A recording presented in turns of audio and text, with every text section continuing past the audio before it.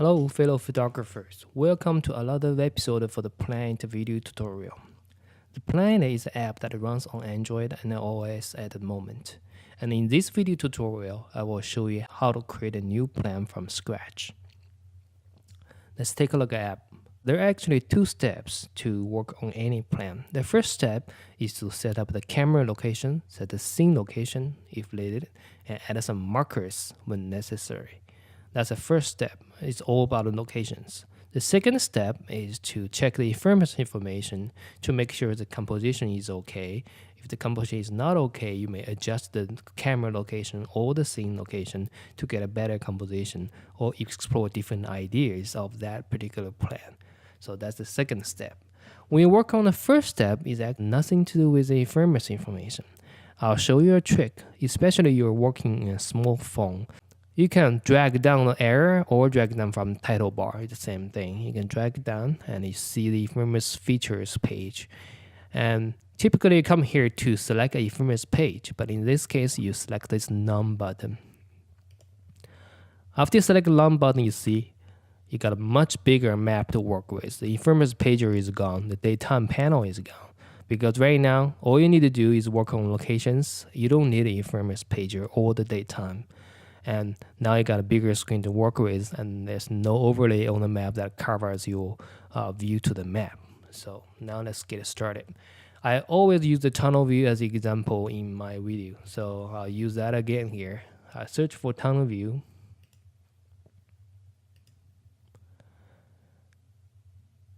It'll put a temporary marker at this location. I can just tap anywhere on the empty map to deselect it. And here it shows the current location. And here, if you want to see the elevation, you can just tap on it. You're going to show the elevation of this particular location. Now let's zoom in to take a look. Now this is a parking lot. This is where people stand to take pictures. I can just select the location. That's where I want to put the camera. I tap this plus button. This plus button is called the plan action button. You tap on that where you can see a choice called set camera location. I just tap on that. You put the camera pin at this location. Once you set camera location, you can start to see whether to check maybe the street view is available now. You can tap on this button, select the street view. The street view is available. This will give you what it looks like. You have a rough idea of what you can see. And there, for example, here you can see this big rock over there is El Capitan. This is a half dome. This is a Saturnodome. This is a Cathedral Rocks. Okay, so for the scene location, I'm gonna put it on top of this half dome. But right now, notice that I cannot click on that because this green fan is blocking me. And to avoid that problem, just tap here. You can go to the distance tool, or you can go to the location tool. Either way, in that two modes, there is no green fan, so you can tap on here. Notice this half dome has a little green circle, has a mountain there. That's a POI added by Google. If you use a map, it has that as well. But if you use Mapbox, the Mapbox doesn't have this feature yet. The Google Map has that. You can tap on that to select it. Notice this red marker is meaning this POI was selected. Once the POI is selected, you can tap here to set it as a scene location. See, the scene location was set over there. Because this set camera, set scene always work on the select location. That's why if I have this selected, it's gonna set over there. I can actually open the viewfinder VR mode to take a look. You see, this is the ground contour at the half dome location. It's still different from the street view we saw. Street view has all the details and we don't.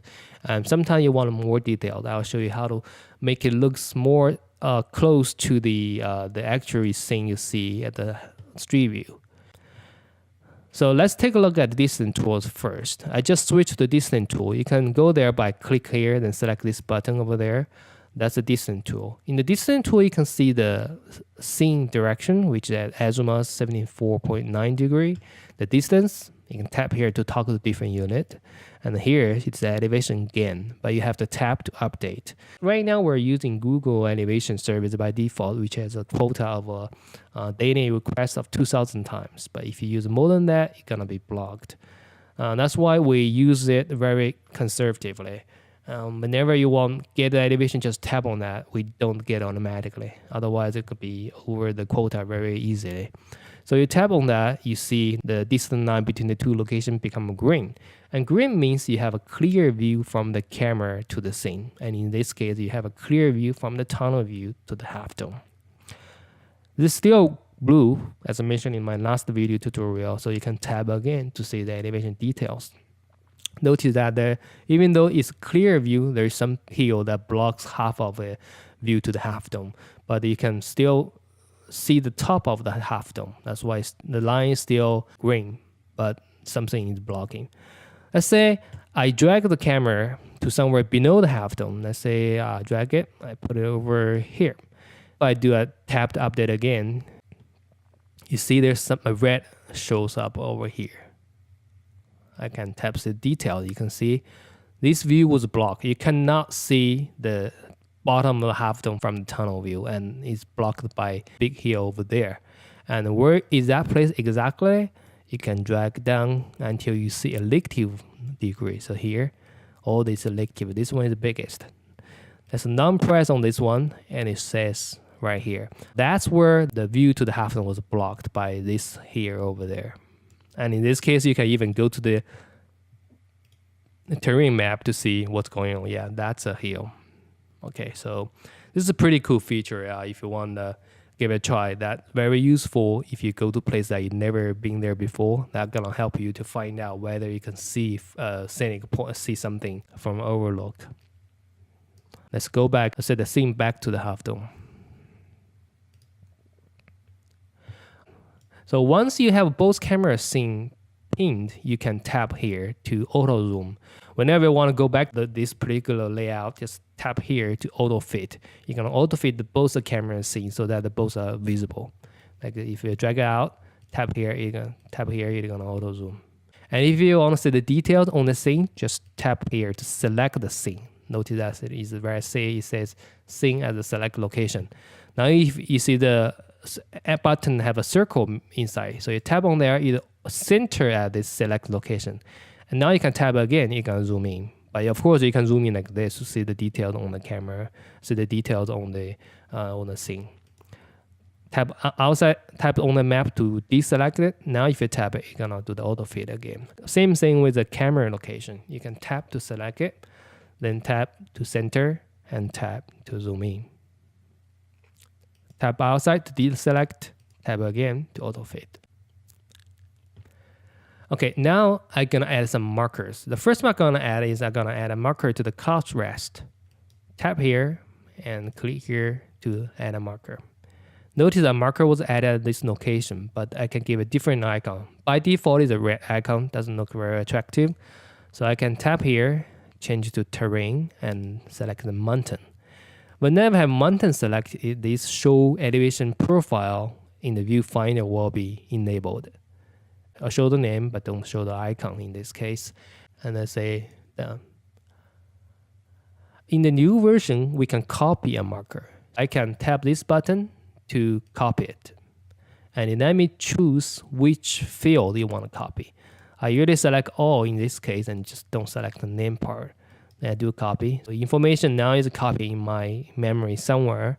And I want to add another marker at a Saturnodome. So I just tap on the Saturnodome. Then there is a paste button appear. Only if you copied something before, then the paste button will show up. I can paste. Now the same type was pasted over there. There is another place over here I want to add a marker as well, which is a Cathedral Rocks East. Tap here, I paste. The El Capitan also a big rock at that location, so I non-press to select these locations. I can do a paste as well. And in this case, I might want to edit a marker to give it a name.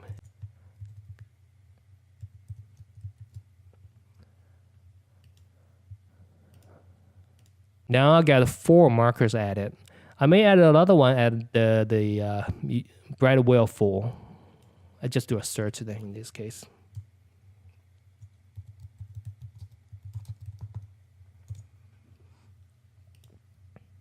Okay, that's a Bright Whale 4. See over there. So this marker will be added on top of the Bright Whale 4. So I'm not going to do a paste. Instead, I just click here to add a marker. Then I edit it. And I select terrain, waterfall. I'm going to show the icon, show the name so that I can see this information.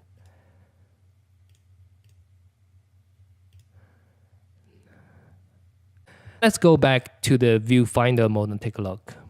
It takes time to load, if especially you're in a slow connection, but eventually it's gonna show up. So you got Bright Waterfall over there, Katsuri Rocks, Saturnodome, Half Dome, Class Rest, and El Capitan. So everything has a name, elevation profile shows up. It's good enough for me to do any plan from this location if I have this plan. So you can take a look at the street view. Yeah, it's very similar now, right? You can see the contour, everything is there. In my case, this is good enough for me. You're actually done with the first step of the plan, which is playing with the locations and the markers. That's the first step. Now we can bring up the infamous pager. Just drag down from title bar, you see the infamous page. Let me go back to the viewfinder mode. I switch to the sun and the moon finder. I'm gonna look for full moon at this location. I tap here to select full moon. And it gave me 74 result. That's actually not what I want because this full moon appears right over here. Look at this line. That's a full moon at 0 elevation and any azumas. So that's way too many information than I wanted. I want to limit to somewhere around here. Of course, I can tap here to give her something like 75 plus minus 9 degree. Okay, that's where it is. You can drag up to over here. So that's more close to the result one. But the other way to do that is I can tap a needle hand here. It becomes gray. Now I can drag the viewfinder directly to select it. I can just drag. See, that's the area I want to show up. Once I drag, I can fine tune. I don't care about elevation. I want to make it fixed to over there. Or I can drag up to over there. So that's something you can adjust later. Maybe even this one to be only 5 instead of 7. Okay, that's aerial. Now it gave me 9 results. I can tap here to see all the results. But remember, at the half dome, I always mention in the sunset time, the half dome will glow in red because the sun gonna come in from very low angle, light up the half dome. That gonna be in red color. So I always look for at the golden hour, silver twilights, those kind of range. And now I have next result. This one looks pretty good. This one is too low because the sun is down the horizon already. This one is good. Let's select this one. So the moon is over there.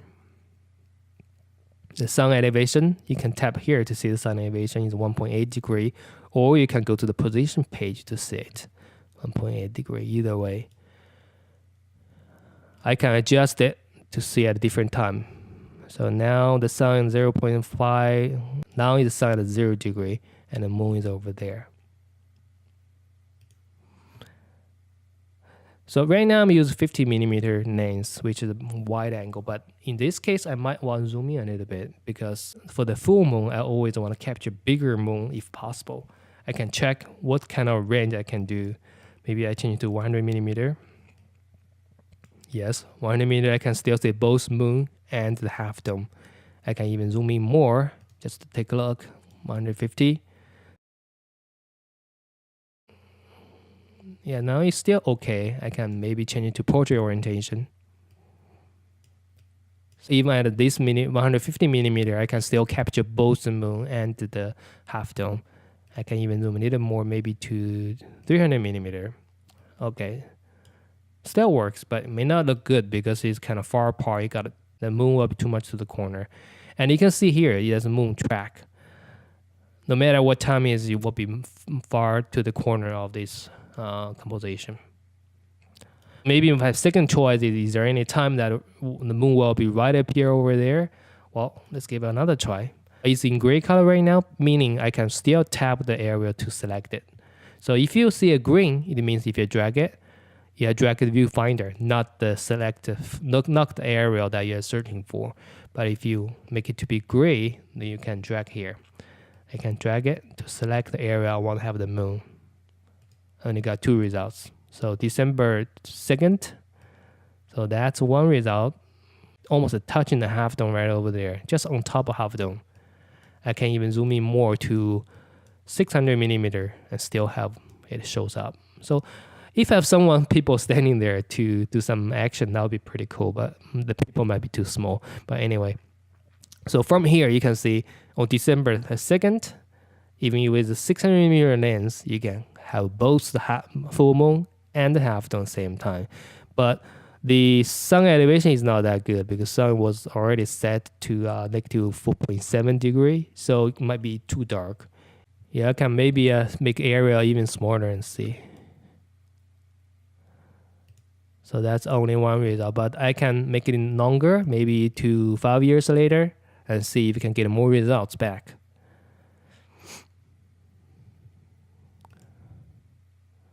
This one is actually very, very nice. You see, the moon is over there, and it's still 600 millimeter lens. I can capture both. I can even do it this way,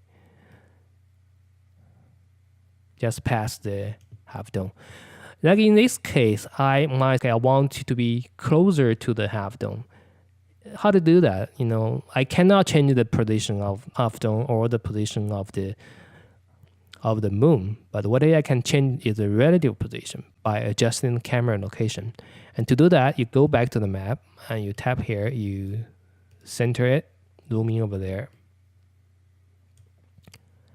I can just drag the camera, long press, just drag the camera maybe all the way to over there. Let's take a look. See, it's closer. You can drag it even a little bit more. But the question is whether it's something blocking. You can see here, it's blocked by those trees. May or may not. You have to see in the wheel to take a look. See, now it's almost touching. So that's what I mean. If the composition is not good at the location you select, try to change the camera location until you find a better composition. And in this perfect example, if you wanted to get close to the half dome, just change the location.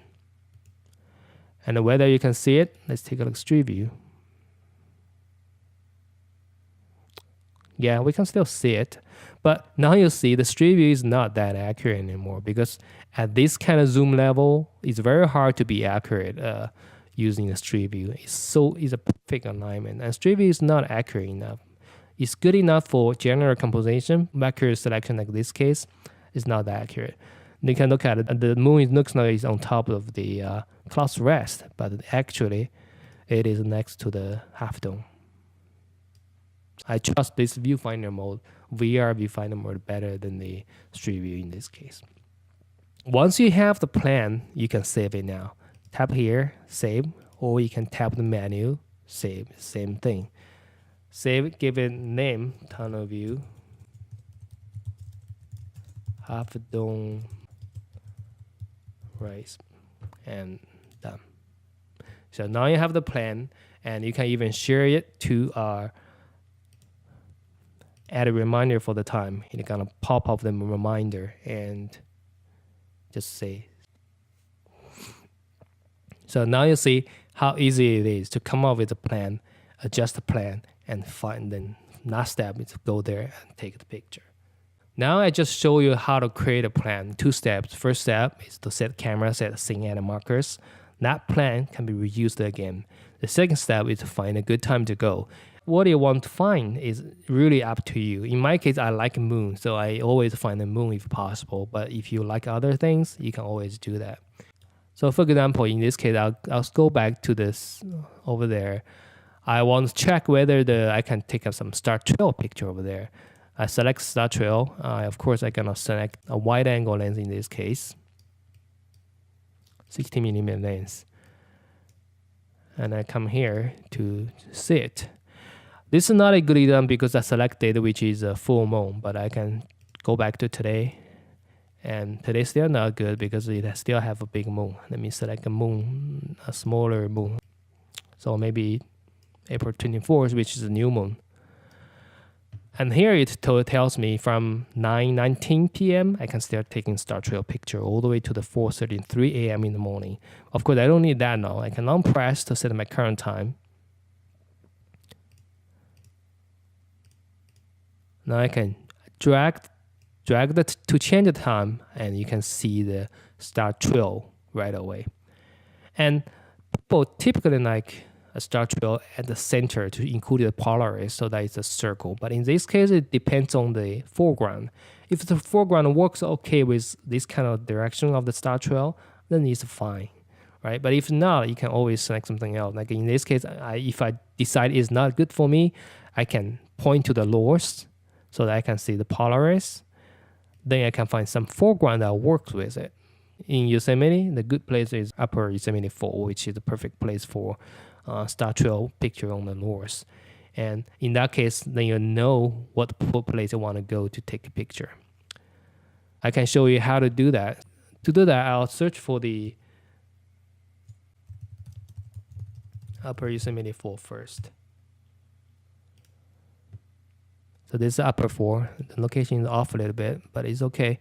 I can now press over there to add a marker, give a name, Upper Yosemite Fall.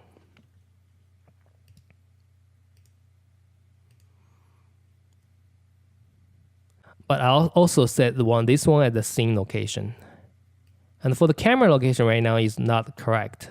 I want to find somewhere either directly down to the south, maybe over here. Down press, then I change my camera to over there and point it that way. Now let's take a look. So you got Upper Yosemite Fall right over there and the Polaris right above it. See, you got a line with a waterfall. That's perfect composition, and in this case. Now the next thing is just you need to remember where this location is and you just go there. See, this has no tree blocking, so that's probably a perfect place. I can fine tune a little bit here. Yeah, maybe over there. That'll be better. Maybe over there. And also, if you decide, okay, I want to also have some river at the foreground as well. See, check over there. Check over there. See what's on the ground. Yeah, here. Now you got some water as a foreground with waterfall as well as the circular star trails. That's the end of this video tutorial, and thank you for watching. Until next time.